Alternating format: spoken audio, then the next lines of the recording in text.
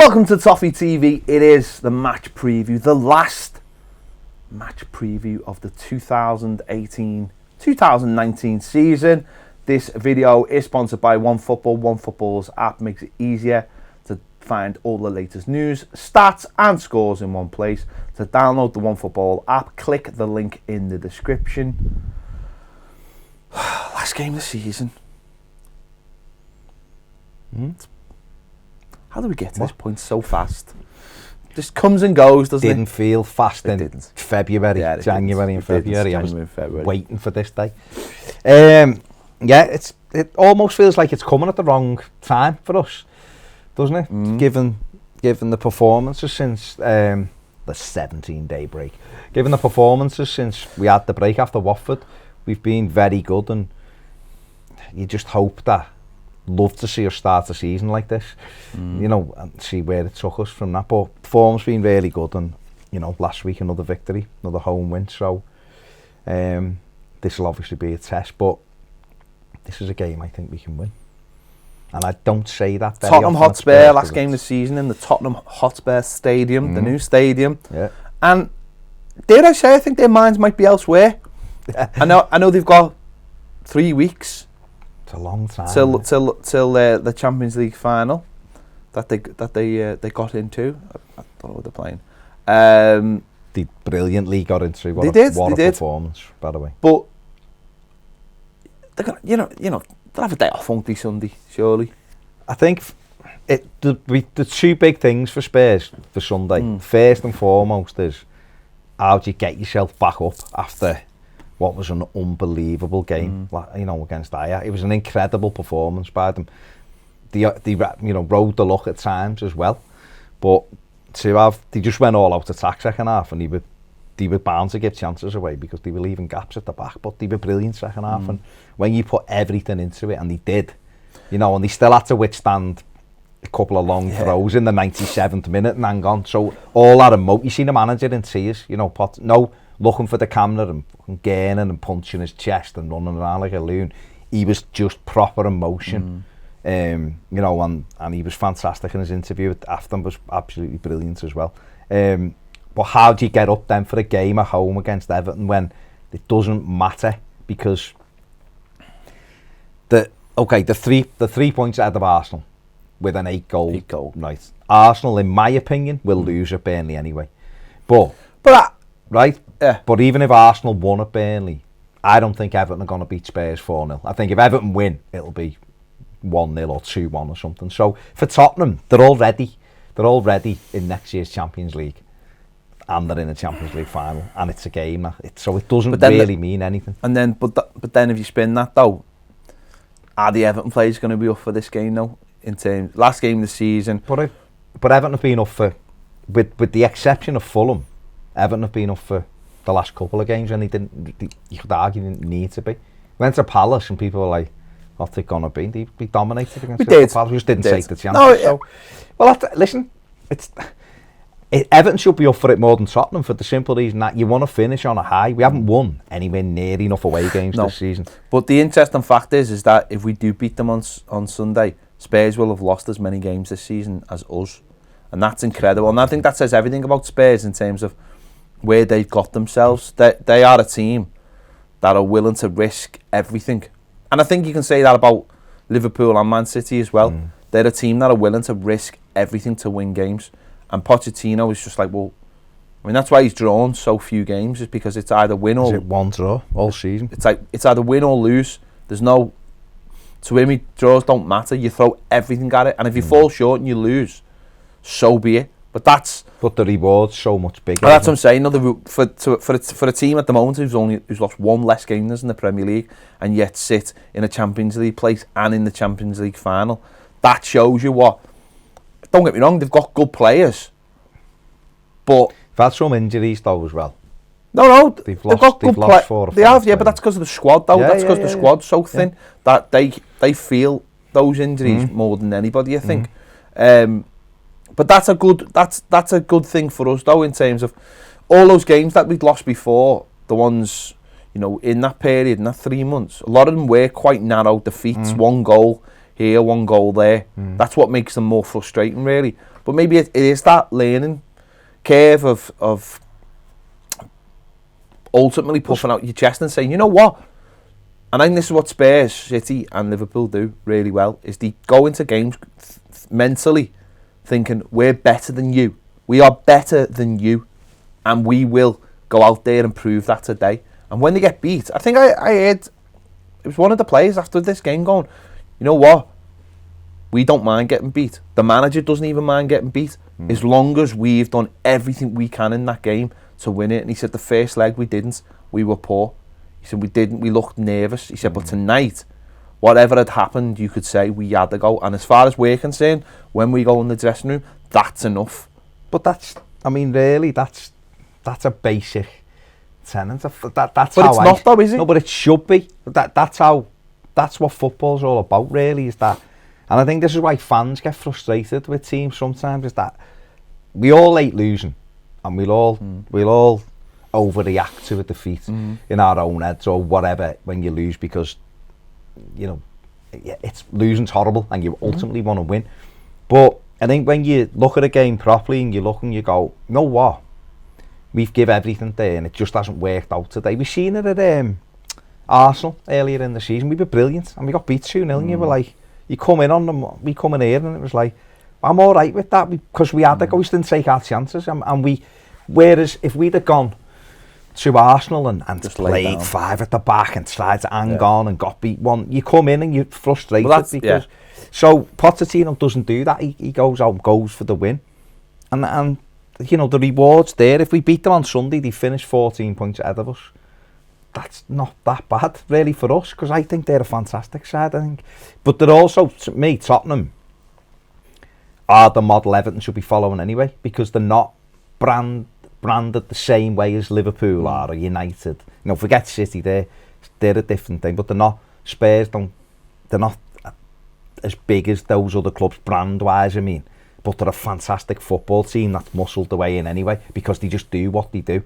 And it's like, yeah, we're building and they're getting bigger, but we'll bully our way into here because we're a good side. And they've leapfrogged United, they've leapfrogged Arsenal, they've leapfrogged Chelsea. Okay, Chelsea might finish above them this season, but Tottenham are a better side than Chelsea. Yeah, Tottenham are the best side I've seen at Goodison this year. Oh, they were sensational at Goodison this season. And there was a bit of both. Everton dropped off and it was a bit self-inflicted, but they were ruthless. And when you're ruthless, you'll beat teams like that. So, for me, they should be our example. Got a great young manager, got good players, they kept the best players and they've grown together. But going back to that fear thing, no, that isn't something that you see a lot in football, because teams would, we've seen it ourselves a couple of years ago when we were going for 7th place under Koeman, win the home games and just, take a point away from home, Middlesbrough away, Gareth Barry coming on the last 10 minutes to shore the game up. Those little things, whereas if you want to finish in the upper echelons, you've got to be prepared to go for those last 10 minutes and not go for a 0-0 and say, you know what, we're going to go for it and we're going to throw everything at you. We're going to keep playing the way we're playing. And if it just happens that they sneak one in, well, we lose 1 point where we could be gaining, an extra 2. Getting that 3 points, it's huge, and that's why that's why even the likes of Man United are going to finish, maybe double digits ahead of us. Because, arguably, that season you're talking about, we played Liverpool on April the 1st that year, and there was 4 points between us. And yet, if we'd have gone hunting games at Middlesbrough and Stoke, which we blew 4 points there and things like that, we could have even got in the Champions League. Not saying we deserved to, but by hunting those wins, you would have got it. And I think that's almost an old school way of thinking, isn't it? And it's took a shift in mentality though to change that. So are you saying like almost like the old point system? So when it used to be 2 points for a win and a point. But even in your old man, you're there. Listen, a point away is good. We win our own games, get a point away, and then that puts you so far up the league, because a lot of teams were doing that. So it'd keep you in that run. What you get now is you get an attack-minded teams who are going home and away. Spurs don't care. They've won 11 away games this season. And they've won 12 home games. So the difference is that, is there to be seen. The likes of Crystal Palace have won 9 away games, and yet at home they've won 4. So if you can be that attacking both sides of the coin, you're going to get results like Spurs. Liverpool and City, you're right, they just go out and play their game. United under Ferguson would just go out and play their game. They wouldn't go, we'll try and nick a point here. And I think United under Mourinho did do that. It was like safety first, excuse me, and then when Solskjaer come in, you just kind of took the reins off them a little bit. The players expressed themselves, so they had that 9 wins on the run, which is ultimately put them out of touch for us, because we were above them when Solskjaer came in, or level with them. So that's what's happened, and the best teams play with that.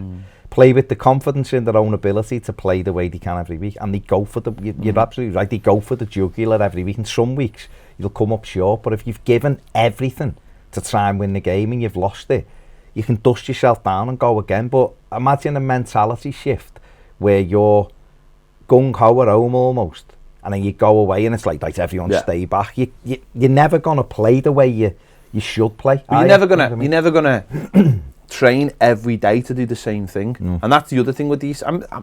Fundamentally, these are very good sides as well. They're very good football teams. Oh, yeah. But that bravery, but they're built on that, aren't they? That bravery, that idea of having no fear is what elevates them. It's what gets them those wins. I remember Marco Silva when he was at Watford, and Man City beat them 6-0 at Watford. And Watford, it was one of them days. City had about 3 goals offside and all that, but they battered them. And the commentator said, "You're going to Chelsea next week, and you've just been beaten 6-0. You're going to go with a defensive." And he was like, "No, because how can you train players to play attacking one week and defensive?" And the week later, they lost as well, by the way. Yeah. But they went to Chelsea and they were brilliant. They were 2-0 up, and should have Richarlison missed 2 sitters, otherwise they'd have won the game. And they got beat, but he was like, "No, we keep playing this way because ultimately we'll come through it." And that's what we've seen with Klopp, that evolution of Liverpool, of this is how we play and we'll get better and we'll get better plays. And that's exactly what Spurs have done. Pochettino took them, said, this is what we do. He done it at Southampton with busy pressing, high pressing, all that. Spurs, he's took it on. They got better players. He's helped coach and improve them players. And with that game plan of we're going to win the game, we've got all these good players, we're going to win the game. And you're right, if they lose to us, it's 14 defeats. Even if they don't, they've lost 13 games. So, but they're still going to finish in the Champions League places because he's gone after 23 teams and he's beat them. And if you do that, you're up there. For us, it'd just be nice it would be lovely to finish the season off with a win, wouldn't it? Especially, on a new ground. It'd be great for all the fans going down there to see. Spurs is not somewhere where Spurs are not a team that we particularly pick up many points against. No. We've the last 4 games, 6-2, 4-0, 3-0 and 3-2 going back to the Koeman. So it would be nice to go down there and pick something up and finish with 56 points. It would be if we won, wouldn't it? So it's a tough game. But playing with the right time in a way. 100%. I mean, it is weird because, they've got players suspended and obviously there'll be players who would just be focusing on the Champions League and have to be brought back down to earth and get through this. Yeah, and well, it might just be that our players are a little bit we're ready for the end of the season as well. But we'll wait and see. They've got Harry Kane out, Harry Winks out, Davison Sanchez out, Foyth and Son suspended. Vertonghen played last night, but apparently walked out in a boot, didn't he? They're gonna walked out the ground in a plastic boot. He's doubtful. Serge Aurier's out as well. He's doubtful. Dyer, who was on the bench last night, probably played the weekend. There's a proposed 11 there. It's got Eriksen, Lamela, Dele Alli, and I'm not sure Dele Alli will play because I think if you're Pochettino, I've just named 7 players there who were injured or doubtful. You'd be going, we've the biggest game of all of our lives in 3 weeks against a meaningless game here against Everton. So why risk anybody? Just give us the points. No, just go out. We'll all pass it round lovely and just let us win 2-0 because you're in the Champions League anyway. But for Everton, the gauntlet's there to continue. 8 clean sheets in 10. Played some good sides in that time as well and wiped the floor with them. Can we now go away to a good side in a big stadium, play like we did at Palace and get on the ball, be brave, only take our chances when they come along? We're up. These could be a lot stronger than what they're going to be. If we go there though and we beat them, and in the history books there'd always be that little asterisk in the corner. Not in my history. Everton beat Spurs, and underneath we go, because Spurs had already qualified for the Champions League and weren't really trying. And Don't care. Not in my history book at once. But what I will say, this will endear Tottenham to Evertonians even more. If we get a win on the weekend, because we're all going to have Spurs. That's the reverse psychology of Spurs, though. Spurs will just be like, don't worry about it, lads. These ain't kicking you. No one's laying a glove on you today. Spurs might be like, listen, tell you what, lads. These are going to be full on behind us in 3 weeks. So let them have the points today, because it was not really going to matter. I actually think first minute, kick off, and they just say, just go full Bielsa. Pochettino, just go full Bielsa. Yeah. Just go, move out the way. These are students of Bielsa. Let Calvert-Lewin knock it in. 1-0, then we'll just pass. We'll just go full West Germany, Algeria, 1982 World Cup. Yeah. Just pass it. Oh, it wasn't West Germany. It was West Germany, Austria. Just pass it till the referee blows the whistle. Shake hands. Charles. We are fully behind you. Yeah. Save the country in 3 weeks. And there you go. But no, listen, last game of the season. It'd be really good for Everton to finish on a high, because they've come out of that slump and have looked really impressive now. And obviously we've got doubts over Richarlison ourselves. I don't think he'll play personally with the rib injury. We lasted 46 minutes against Burnley or something at the weekend. So but what a great opportunity. Andre Gomez back as well. Gomez is back though. Again, I don't think he'll play either. I don't think he'll be sub. But I think the right thing to do with him will give Schneiderlin an hour and then maybe get him on. And then, listen, finish positively. Go out, have a good go, see what it brings you, and then we can go into the summer with hopefully another positive result and something to build on for next season. Definitely. Last game of the season. There you go. It's all happening. Last preview done. Let us know your thoughts in the comments. Is it going to be hard to watch this game with eyes on swivels? I'm just saying. You've got to bring it up. I know, but that's the last thing I'm going to say about it. Let us know your thoughts in the comments. Give this video a like. It helps. It helps the channel. It really does. Subscribe. Click the bell for alerts so you know exactly when the video's coming out. And if you want more great videos, loads of live stuff that we're doing on Patreon, go and check it out. We'll be doing all kinds over the summer. It's going to be great. Live shows every single day, chatting about all the latest news and rumours and gossip and all of that stadium stuff and kits and all the rest of it. It'll all be happening over there. Make sure you check that out. And hopefully Tottenham is European champions. There you go. See you later.